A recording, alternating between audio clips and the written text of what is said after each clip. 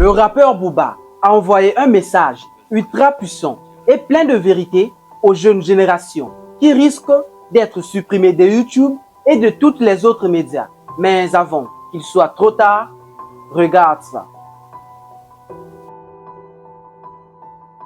Je pense que cette vidéo est importante pour tout le monde. Je veux dire, pour celui qui veut faire quelque chose de sa vie. Surtout, si tu veux te libérer de l'asservissement que subissent la majorité des personnes dans la société d'aujourd'hui. Pour ceux qui resteront jusqu'à la fin, j'aimerais vous dire que cette vidéo est divisée en 4 parties, dont chacune contient un message de Booba qu'on essaiera d'interpréter ensemble. À la nouvelle génération, je leur dirais de poser leur téléphone, même si je suis moi-même tout le temps sur mon téléphone, d'éviter, je leur dirais de souffrir. Faut souffrir pour réussir. Faut y aller fort. Faut se dépasser. Que veut dire souffrir pour réussir?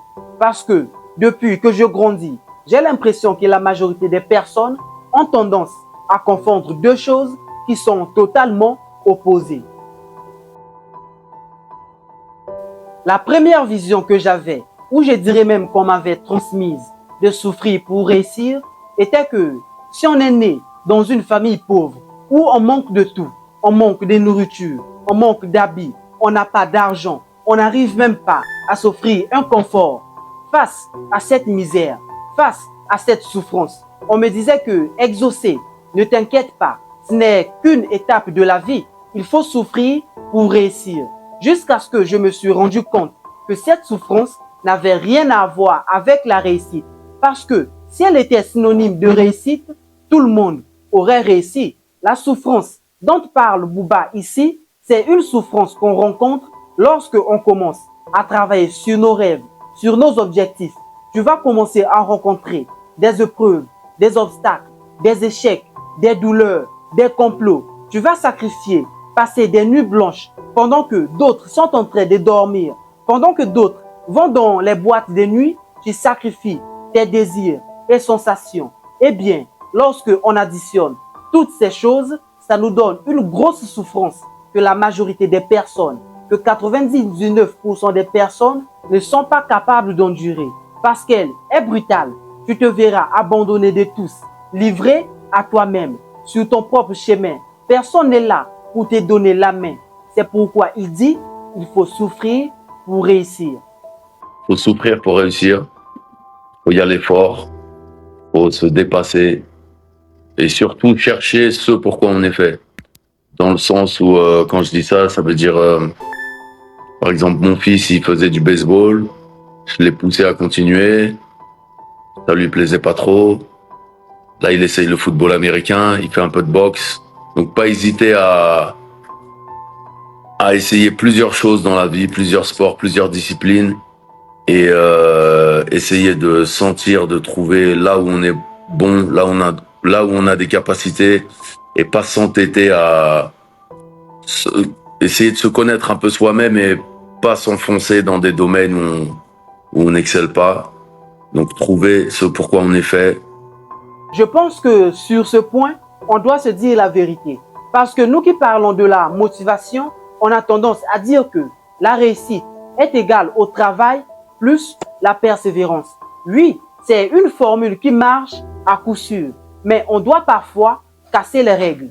Parce qu'on ne peut pas passer toute notre vie à travailler sur un projet, une chose dans laquelle on n'excelle pas. Non, si une chose n'est pas faite pour toi, elle n'est pas faite pour toi. Tu peux faire des sacrifices nécessaires, sacrifier tes journées, tes nuits. Mais si tu n'excelles pas, pourquoi ne pas essayer d'explorer les autres domaines au lieu de t'enfoncer dans une chose qui n'est pas faite pour toi, que tu n'excelles pas? Comme l'a dit Booba au sujet de son fils, dans la vie, il faut essayer beaucoup de choses. Trouver ce pourquoi on est fait. Trouver un domaine dans lequel tu excelles. Tu peux trouver ta mission de vie. Trouver la chose dans laquelle tu es meilleur. Mais si tu restes dans ton confort, tu ne peux pas te trouver. Et encore une fois, poser un peu le téléphone, aller mettre le nez dehors et aller au charbon. Aider les enfants, il n'y a rien de mieux. Les enfants, c'est l'avenir. Faut les protéger.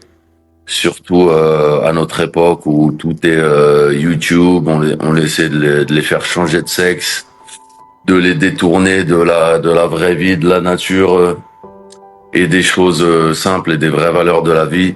Donc les aider, les pousser à faire du sport plutôt qu'être sur leur canapé à manger du popcorn et regarder YouTube et toutes les conneries qu'il y a à la télé, sur Internet, TikTok, etc. Je trouve que déjà rien que ça, c'est magnifique. Le téléphone, la télévision sont des instruments de corruption. Ça corrompt l'homme, ça les détourne de sa vraie nature. Ils sont source de jalousie, d'orgueil, d'envie, de déconnexion des êtres humains dans la société d'aujourd'hui. L'être humain a été falsifié, il a perdu toutes ses valeurs éthiques depuis qu'il a commencé à vivre dans une société où la technique manipule tout. Et cela se fait si discrètement, inconsciemment, d'une manière que on n'arrive pas à se rendre compte. Et il y a 2 personnes qui avaient prédit cela. La méthode Disney, c'est une méthode qu'utilisent les industries cinématographiques pour corrompre et falsifier les petits enfants. Et Disney lui-même l'a révélé en écrivant « Je vois l'esprit d'un enfant comme un livre vierge. Beaucoup sera écrit sur ses pages. La qualité de ses écritures affectera profondément sa vie. » Je pense que tout est clair, tel que maintenant, on veut préparer une nouvelle génération qui adoptera les pratiques de homme-homme, femme-femme, voire même se déguiser en un homme ou en une femme. Et quand l'enfant grandira, il trouvera cela normal, vu qu'il a déjà été corrompu dès son jeune âge. Et il voudra également le faire. Il s'appelle Diazo. Diazo, hein? Il me plaît vraiment. Contrôlez ce que vos enfants regardent. Toutes les pratiques sont maintenant partout, même là où on ne pensait même pas exister. Contrôle ce que tu regardes aussi, parce que Albert Einstein a dit ce que tu écoutes, ce que tu fais, ce que tu regardes, c'est ce que tu deviens. Si tu écoutes une musique triste, tu seras triste. Si tu écoutes ou regardes une chose qui traite de la violence, tu te surprendras en train de pratiquer la violence sans le savoir. Contrôle ce que tu fais, ce que tu écoutes, ce que tu regardes. Ne permets pas que des choses banales s'inscrivent sur tes pages. Sinon, tu vas passer à côté de ta vie, devenir ce que le monde a fait de toi, au lieu de devenir qui tu es réellement censé être dans ce monde.